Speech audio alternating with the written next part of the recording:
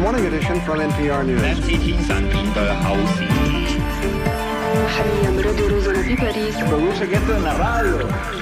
France Inter, le 18-20. Et ce soir, nous vous emmenons dans la société russe, voir comment on vit en Russie aujourd'hui, après 10 mois de guerre, à quoi ressemble le quotidien. Vous entendrez aussi le grand écrivain Boris Akounine, qui lui a quitté la Russie depuis l'annexion de la Crimée. Il nous dira comment on peut atteindre justement la société russe. Le bruit du monde ce soir est au Kenya, où la sécheresse inquiète terriblement les autorités pour sa population, évidemment, mais aussi pour les grands animaux sauvages qui souffrent énormément. Le bruit du monde, la suite, sous les radars, Sébastien Logénie a trouvé des manifestations contre les violences policières à Thessalonique.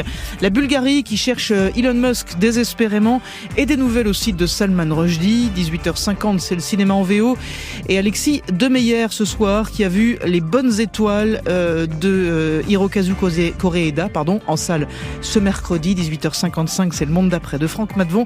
Et ce 51e siège démocrate au Sénat des États-Unis qui compte beaucoup. Le monde est vaste et on n'a qu'une heure. Bonsoir. Fabienne Synthèse. Un jour dans le monde. Bonsoir Tatiana Castoué-Vajan. Bonsoir. Merci beaucoup d'être avec nous. Vous êtes la directrice du Centre Russie Nouveaux États indépendants de l'IFRI. Ce soir avec vous, mais pas seulement, on va tenter de plonger dans ce qu'est la vie quotidienne des Russes. On entendra le grand écrivain Boris Akounine dans un tout petit instant et vous nous direz ce que ça vous inspire.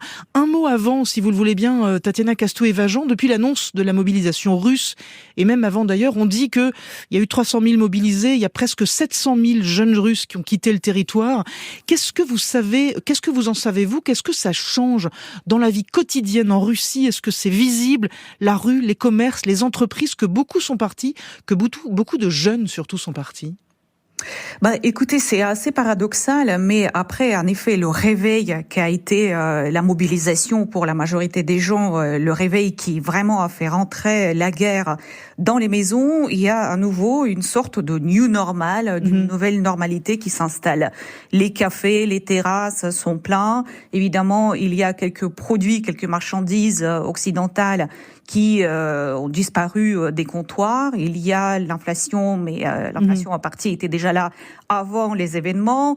Et il y a surtout pour les personnes les plus intégrées dans le monde global, ceux qui voyagent, ceux qui utilisent les services étrangers. Il y a évidemment certains services qui sont bloqués, les paiements, etc. C'est surtout eux qui sont les premiers concernés. Tatiana Castoué-Vajan, en préparant cette émission, ce qu'on lit beaucoup de la part des Russes, et surtout ceux qui étaient là dans les années 90, on les entend dire « En Russie, de toute façon, on est habitué aux crises et tout ça ne change pas beaucoup de choses pour nous ». Il y a beaucoup de vrai de cela. Vous savez, j'aime beaucoup la théorie d'une économiste russe qui est très connue des 4 Russies. La première étant la Russie la plus globalisée, la plus urbaine, la Russie des grandes villes, et la dernière étant les républiques un peu nationales à la périphérie, etc. Je dirais que les choses changent surtout pour cette première Russie la plus développée, alors que la deuxième, la troisième et la quatrième sont moins développées et continuent à vivre comme si rien n'était, sauf que il y a quand même la mobilisation qui les a beaucoup concernés, beaucoup touchés, mais en même temps, être mobilisé, partir faire la guerre, pour certains, c'est une sorte, paradoxalement, pour nous les Occidentaux, d'ascenseur social qui peut amener une meilleure rémunération pour les familles. Ils peuvent espérer gagner en un mois ce que d'autres gagnent en 6 mois dans la vie civile. Tatiana Castoué-Vajan, vous allez rester avec nous. Je voudrais qu'on écoute ensemble, donc je le disais tout à l'heure, le grand écrivain vraiment qui est Boris Akounine, dont on va le rappeler, il a quitté la Russie, lui, déjà au moment de l'annexion de la Crimée.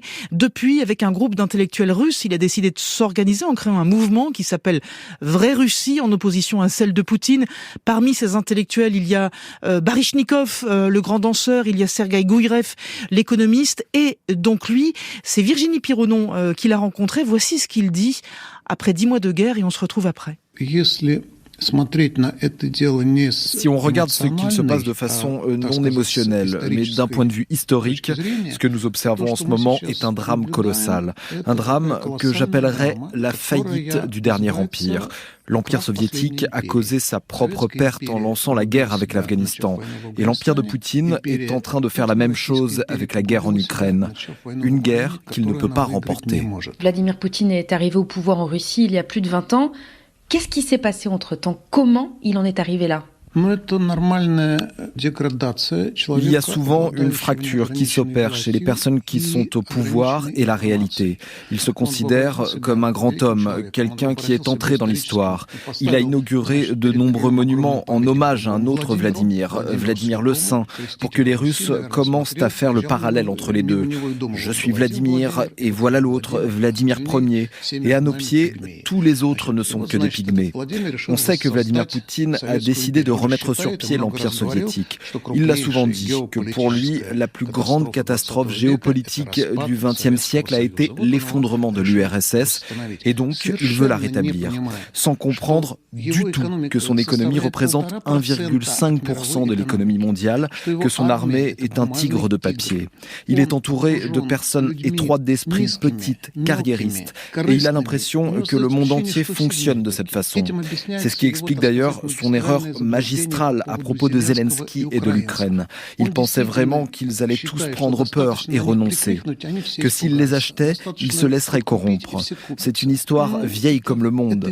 Mais le malheur, c'est qu'à cause de ça, il y a des gens qui meurent, des vies détruites, des destins brisés.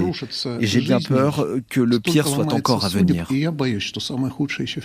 Avec votre mouvement, Nastoyacheia Rossiya, la vraie Russie, comment est-ce que vous vous adressez aux gens dans le pays? Comment vous pouvez agir de l'extérieur?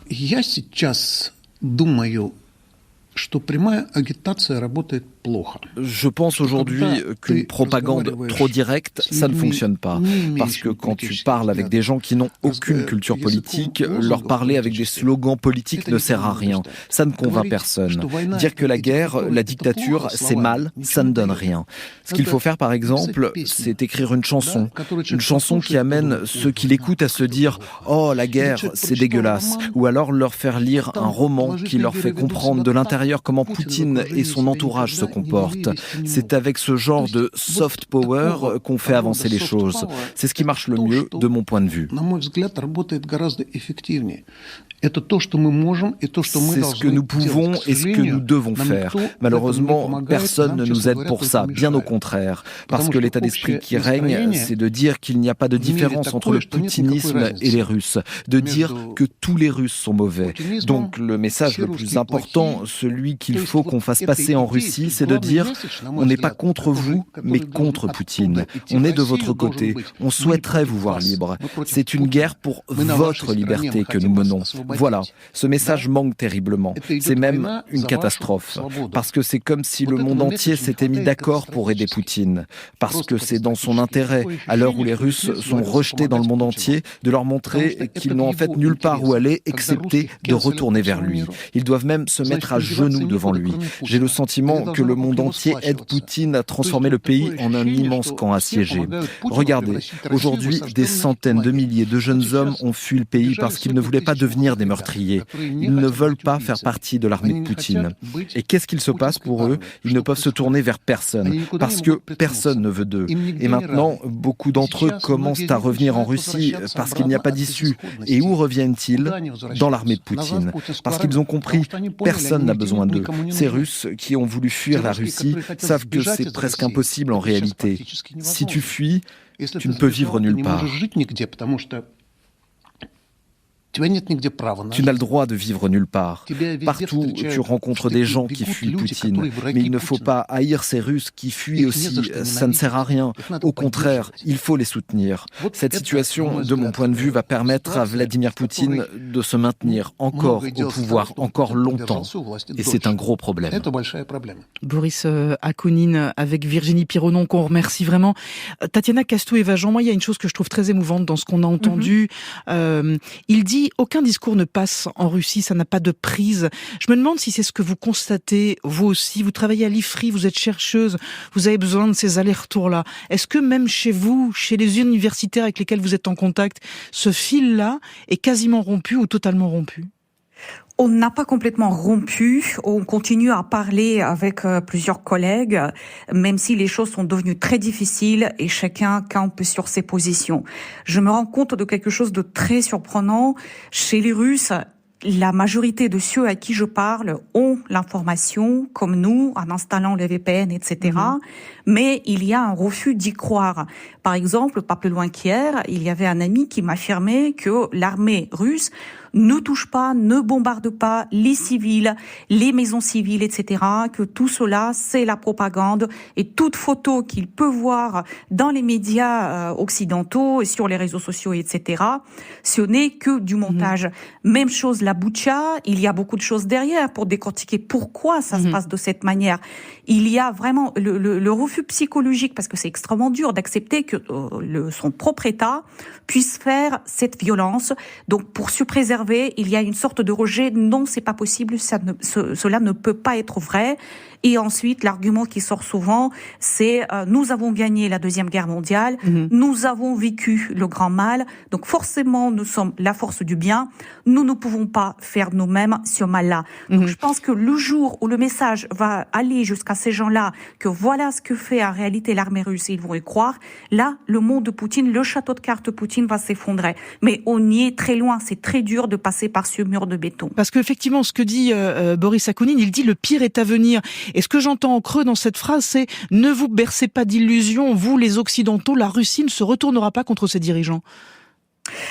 Écoutez, pour l'instant, c'est pas ce qu'on voit. Et même, il y a le soutien à Poutine, à l'action des forces armées qui reste très, très élevé. Évidemment, derrière ce soutien, cette sorte de normalité que les gens essayent d'afficher, il y a beaucoup de choses différentes. Il y a la fuite de la réalité, il y a le conformisme, il y a la peur de s'exprimer. Il y a quand même des lois répressives qui sont très fortes, et pas plus loin que le 1er décembre, il y a eu un durcissement de la loi sur les agents de l'étranger. Aujourd'hui, ce n'est pas seulement le financement étranger qui peut faire que vous êtes qualifié d'agent de l'étranger, mais simplement être sous influence, qui ouvre la porte à toute interprétation arbitraire de ce que c'est, cette influence étrangère. Restez avec nous encore une fois, Tatiana Castou-Évergent. Je voudrais vous présenter Caroline Gillet. Bonsoir Caroline. Bonsoir. Qui vient régulièrement ici dans Un jour dans le monde avec ses notes vocales que lui envoient des Ukrainiens qui racontent leur quotidien. Et parmi ces gens, Caroline, on a tous le souvenir de Natalia, qui elle est russe, elle est de Saint-Pétersbourg. Elle a participé aux manifestations contre la guerre au début, et puis elle s'est renfermée. Elle a beaucoup parlé de culpabilité vis-à-vis de l'Ukraine, et vous l'avez recontactée. Oui, et cette culpabilité, elle nous en parlait déjà dans ses tout premiers messages, c'était en mars dernier. Tous les gens de ma génération, nous nous sentons désespérés parce que on n'est pas d'accord, on ne peut rien faire, on se sent coupable, et en même temps, le monde entier nous déteste.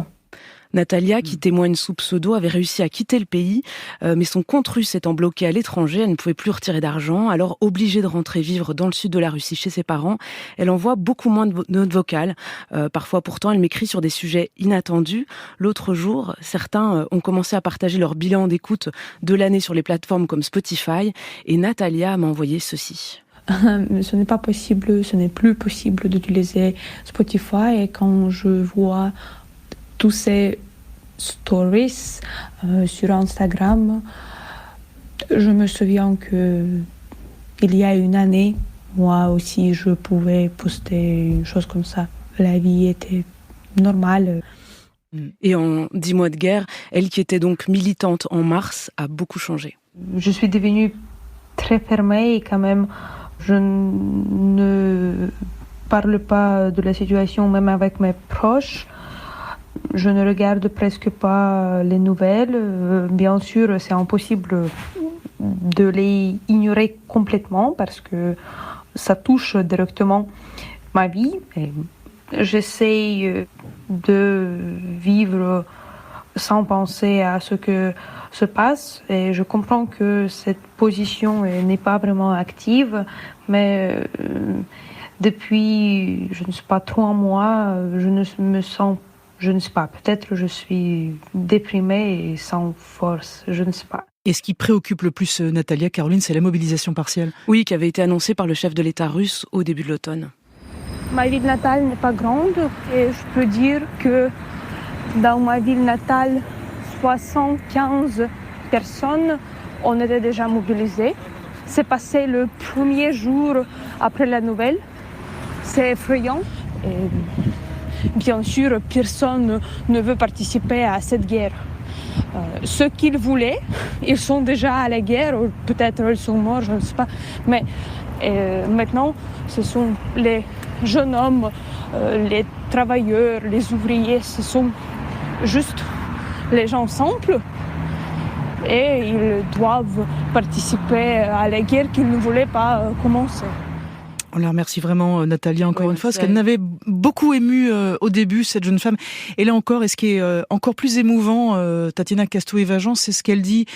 Il y a encore un an, j'avais la même vie que tout le monde. Elle parle des plateformes, elle parle vraiment de la vie d'une jeunesse comme une autre et le sentiment qu'elle laisse. Et c'est peut-être le cas de toute cette génération-là, c'est qu'en fond, il vaut mieux se mettre la tête dans le sable parce que c'est le seul moyen de ne pas trouver la solution insupportable, la situation insupportable. C'est en effet très émouvant d'entendre ce témoignage de quelqu'un qui ressent beaucoup de culpabilité, beaucoup de désespoir et qui raconte comment elle s'enferme finalement sur elle-même. Et c'est tout à fait ce que je disais au début, c'est les gens, et elle parle des langues étrangères, donc c'est la plus intégrée et donc c'est celle qui est la plus affectée. Et il y a en effet ce clivage aussi générationnel dans la perception de la guerre. Elle est soutenue beaucoup plus par les personnes âgées que par les jeunes personnes de ce profil qu'a Natalia. Et elle essaie aussi de survivre psychologiquement, de se tenir à une sorte de normalité, de s'accrocher à des choses quotidiennes, à la vie professionnelle, à la famille. C'est tout à fait ce que fait aujourd'hui la majorité des Russes. Et néanmoins, l'angoisse, elle est beaucoup présente. Les chiffres des sondages le montrent. Et rapidement, Tatiana, ce qu'elle dit aussi, parce qu'elle est partie puis elle est revenue, et elle n'est pas la seule. On a l'impression que les Russes aujourd'hui disent, mais de toute façon, moi j'ai nulle part où aller. Qu'est-ce que je pourrais faire d'autre pour vivre comment et pour aller où de toute façon ? C'est extrêmement difficile. Ceux qui sont partis avant tout dans les pays qui ne demandaient pas de visa, où on pouvait acheter des billets d'avion. Mais c'est des situations qui sont dans la longueur, sont difficilement tenables. Comment payer, où travailler, où vivre, tout cela a un prix. C'est difficile d'être loin de sa famille, de ses proches. Donc en effet, j'ai aussi des témoignages des personnes qui finalement rentrent dans le pays, mais vivent dans l'angoisse d'un jour au lendemain de devoir à nouveau replier les valises pour repartir. Et certains d'entre eux préparent quand même le terrain pour un autre départ, voire pour l'émigration. Tatiana Castou-Evajan, directrice du Centre Russie Nouveaux États indépendants de l'IFRI. Je vous remercie vraiment de ce petit moment russe qu'on a pu passer ensemble. Demain, même heure, même endroit, on parlera de la vie quotidienne en Ukraine dans Un jour dans le monde. Merci encore. Le 18-20, Fabienne Synthèse sur France Inter. Et merci à Caroline Gillet aussi qu'on embrasse. La suite ce soir, c'est le bruit du monde. Ça se passe au Kenya où les grands animaux souffrent aussi terriblement de la sécheresse. Et puis la bande qui vous emmène à 19h, Sébastien Ogénie sous les radars. La question des violences policières en Grèce ressurgit après qu'un agent a tiré dans la tête d'un adolescent de 16 ans pour un simple vol de carburant. Le cinéma en VO, c'est Alexis Demeyer et le dernier film d'Hirokazu Koreeda qui sort ce mercredi. Le monde d'après, Franck Madvon, c'est vous, bonsoir. Bonsoir Fabienne. L'épilogue des midterms aux États-Unis, victoire démocrate hier en Géorgie, et c'est tout sauf anecdotique. Allez, à tout de suite, tout le monde, le tour de la planète continue, il passe par la Louisiane avec Robert Finlay sur France Inter. Vous êtes dans Un jour dans le monde. Sold out on you. Sad but it's true. After all we've been through, I'm sold out on you. You put me through hell, got me under your spell. No matter how hard I try to hide it, the whole world can tell. It just ain't no way. No matter how hard I pray, there ain't nothing I can say that's gonna save us today. I'm sold out on you. It's sad, but it's true. After all we've been through, I'm sold out on you. I don't understand. You got my heart in your hand. I'm doing the best that I can, but I'm only a man. Ain't it a pity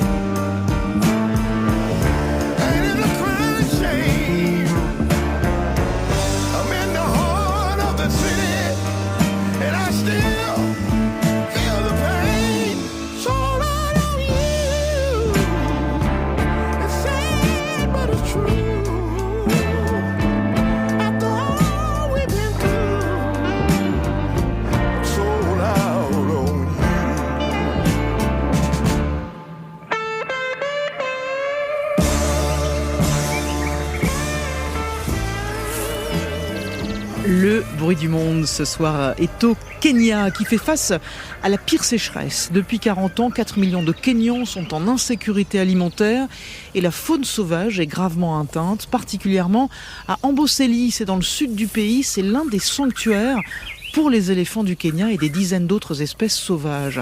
Et on en voit succomber par centaines au manque d'eau et de nourriture. Je vous emmène au pied du Kilimandjaro et le reste, c'est Charlotte Simonard qui raconte.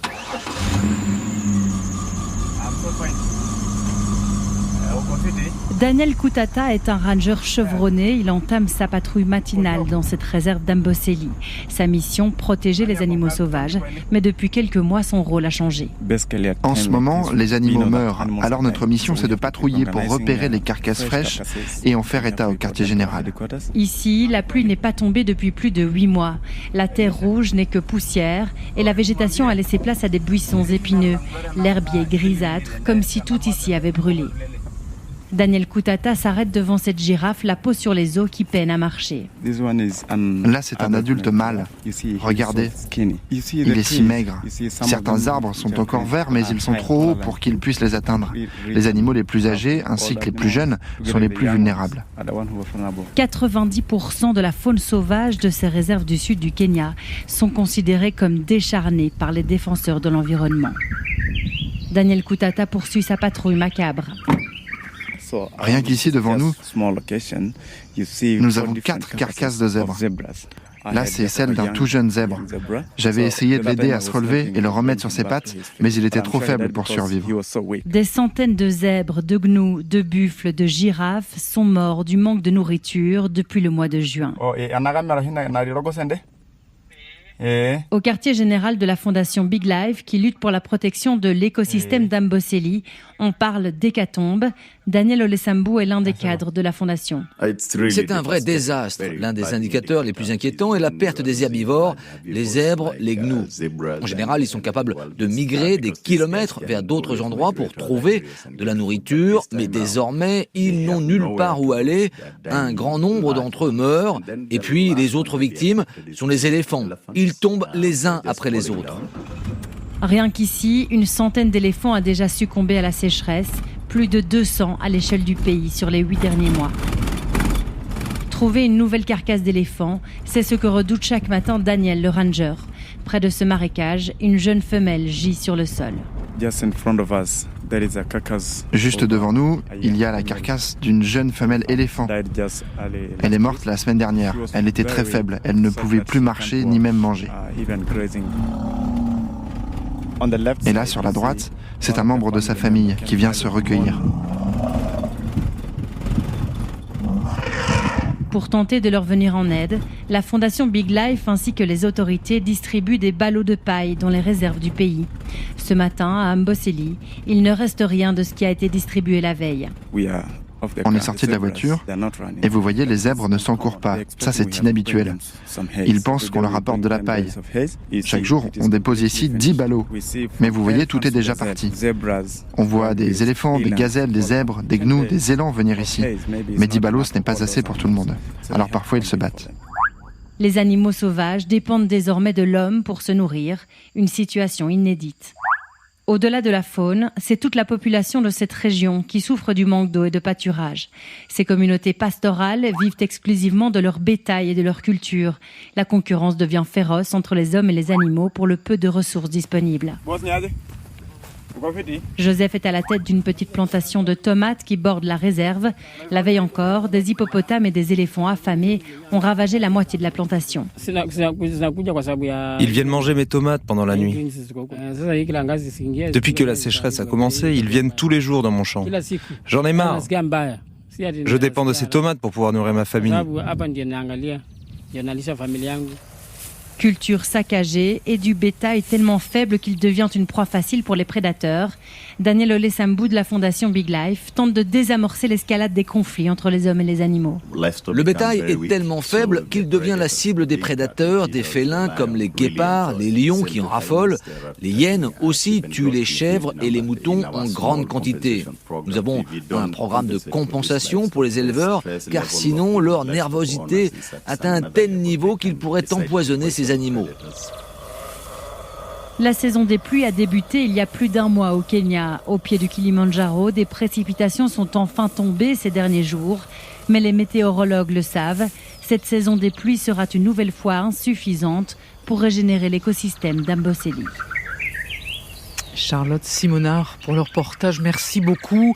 Le bruit du monde, la suite, c'est l'actualité internationale passée sous les radars et c'est Sébastien Logénie.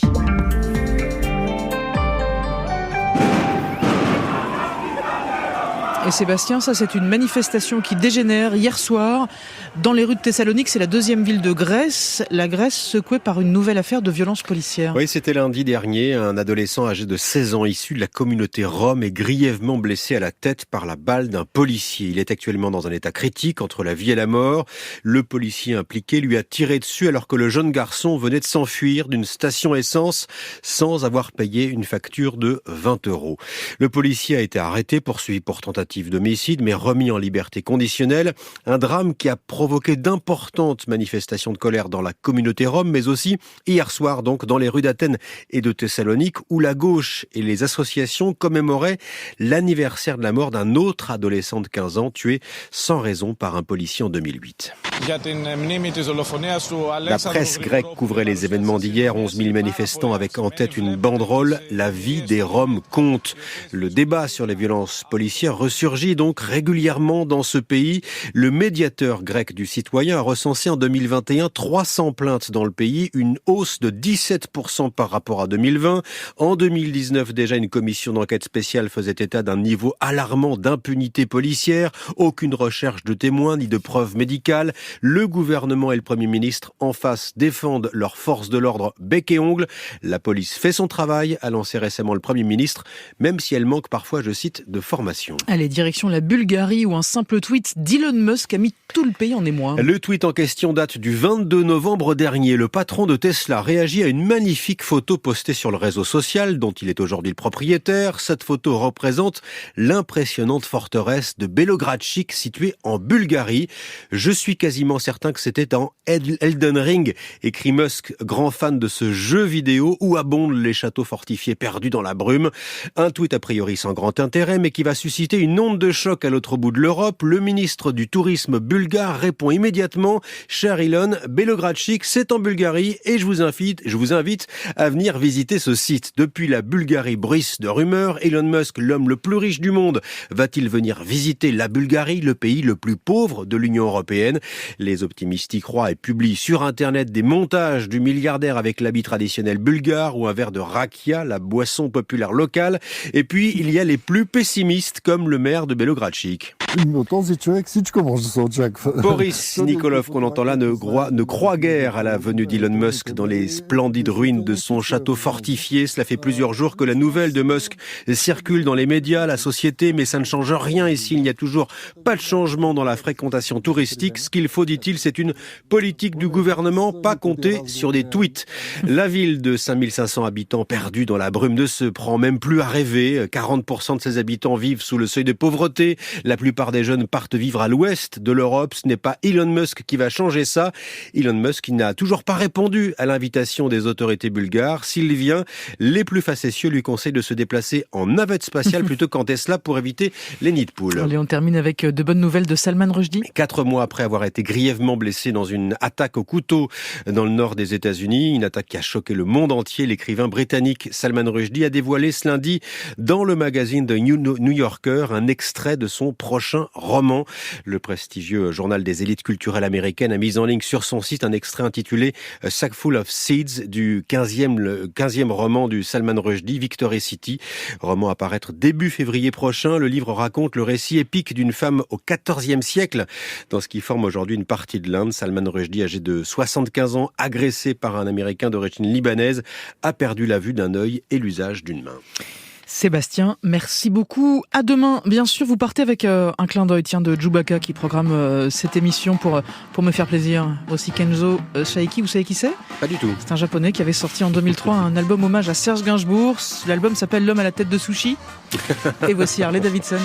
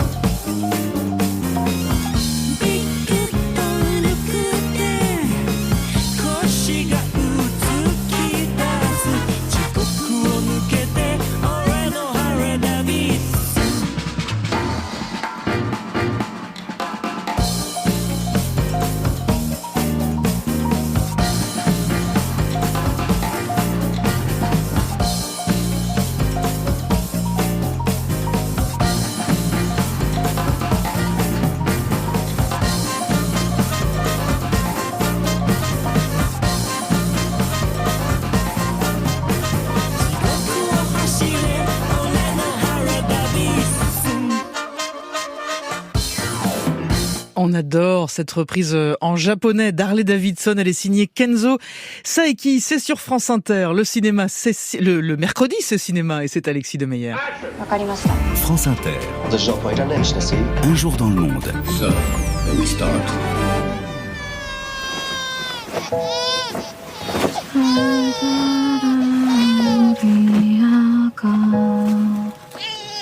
On y reste, tiens, au Japon. Voici un extrait d'un très très joli film en salle depuis ce matin qui s'appelle Les Bonnes Étoiles, signé Hirokazu Koreeda.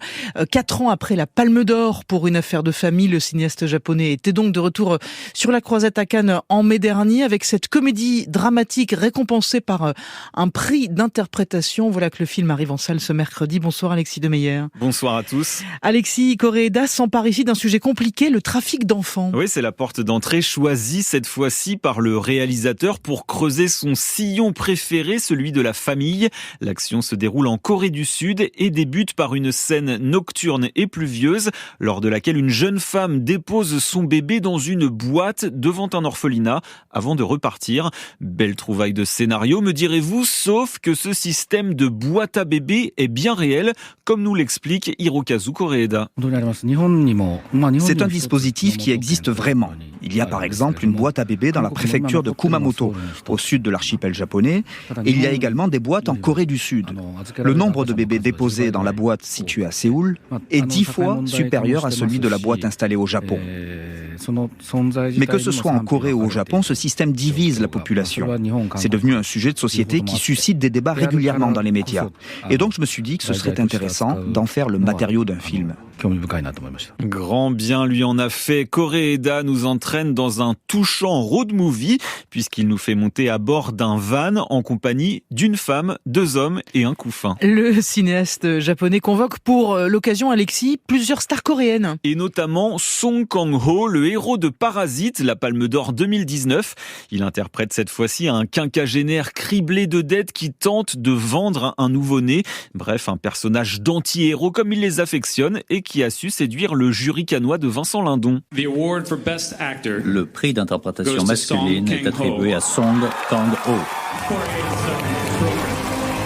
Voilà, et je peux vous dire que ce tonnerre d'applaudissements s'est prolongé dans la salle de presse du Palais des Festivals où l'importante délégation sud-coréenne, faisant fi du devoir de réserve, a accueilli Song Kang-ho avec une haie d'honneur. Il faut dire que ce comédien à l'impressionnante filmographie possède un sacré charisme dont Hirokazu Koreeda a voulu à son tour tirer profit.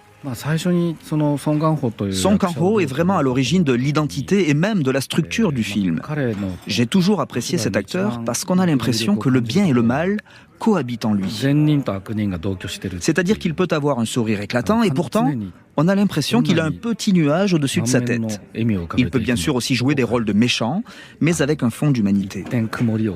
Avec lui, on n'est jamais vraiment sûr et j'aime cette ambiguïté.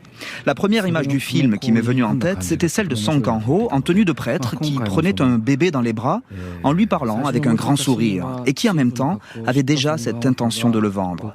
C'est ça le point de départ de mon scénario.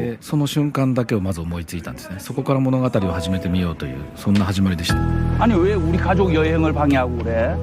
나 다 알아. 가족 아닌 거.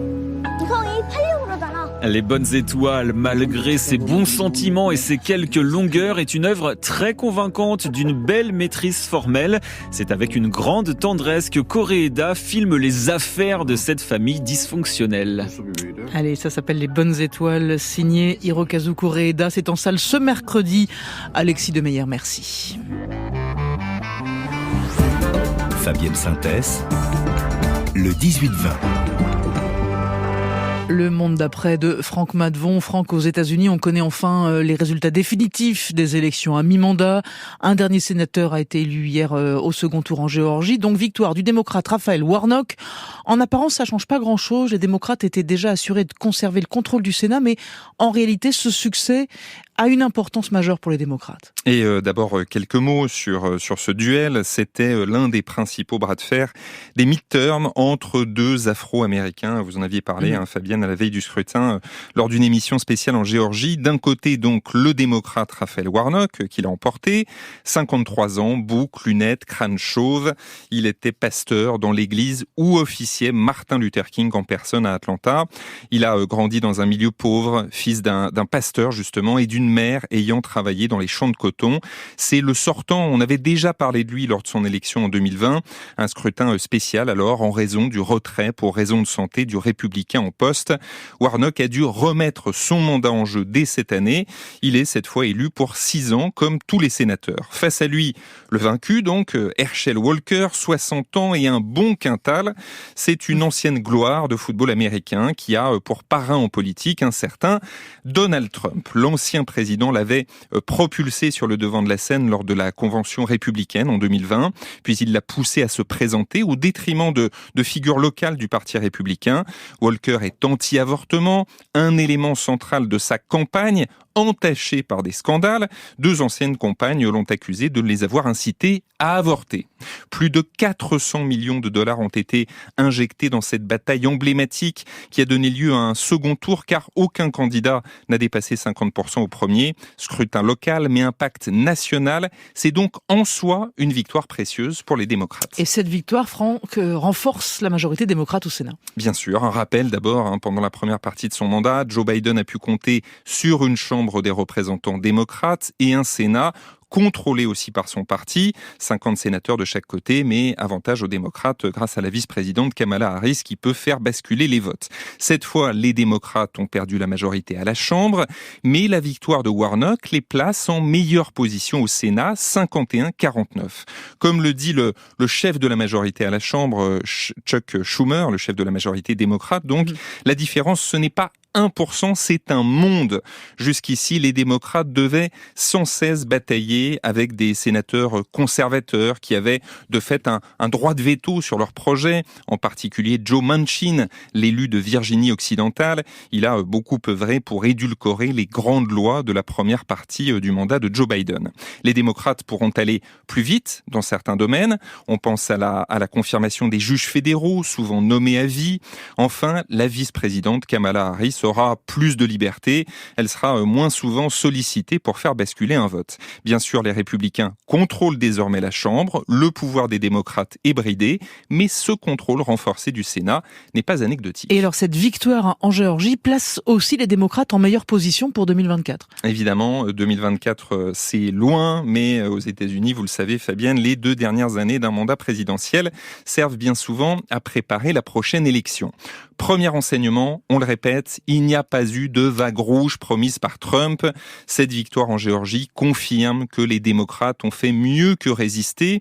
Elle montre aussi que le parti reste compétitif dans cet État clé, conquis par Biden en 2020, une première depuis Clinton en 1992. 2, les candidats MAGA de Trump, Make America Great Again, sont souvent mal préparés, trop radicaux, en clair pas assez convaincants pour séduire les électeurs indépendants qui font basculer les scrutins. 3, en 2024, les démocrates auront plusieurs sièges de sénateurs à défendre dans des États qui penchent à droite. Ce succès en Géorgie leur donne un peu d'air. Enfin, le parti s'est trouvé une nouvelle star. Raphaël Warnock n'est pas l'élu le plus charismatique, mais il est sérieux, crédible, un noir qui peut mobiliser son camp et convaincre les blancs de la classe moyenne. Son nom s'est ajouté hier à la liste des présidentiables. Le monde d'après de Franck Madvon, merci beaucoup. Le 18-20, ça continue avec le journal d'Hélène Philly juste après le téléphone sonne. Merci de passer la soirée avec nous, ne changez rien.